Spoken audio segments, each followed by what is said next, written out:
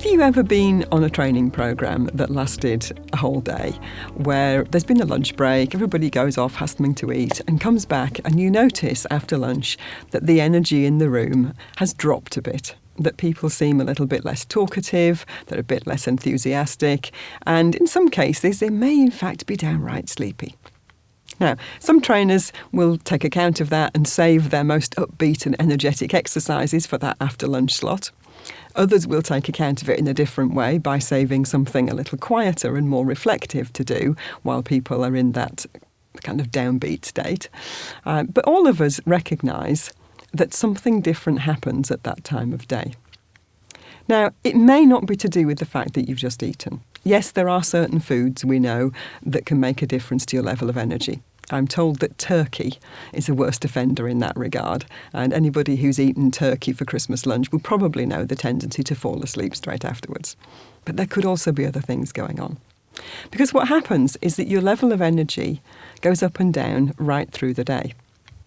Now, some people like to wake up early and some people don't. Some people know exactly what time they're going to be at their best first thing in the morning, and some people know that it's just going to take a little bit longer. So you may be at your best very early in the day, 5 a.m, 7 a.m. For some people, even later than that, perhaps 9:30, 10 o'clock, before you really feel ready to take it all on.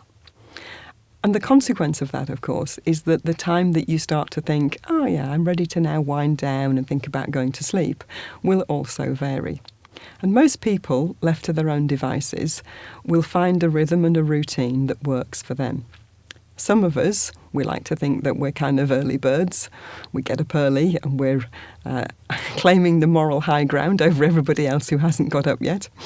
Other people think of themselves as night owls, and they work, sometimes doing their best creative things long after dark. So everybody's slightly different.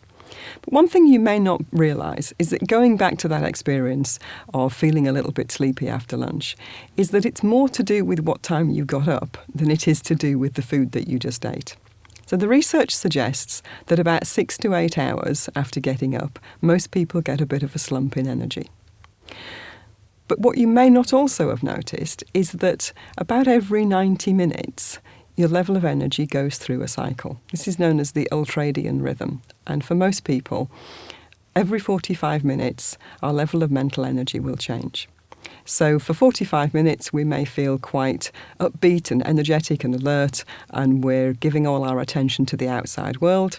And then as our mental energy starts to decline a little bit, then we often tend to want to pay attention inside, and we become more focused on our own thoughts.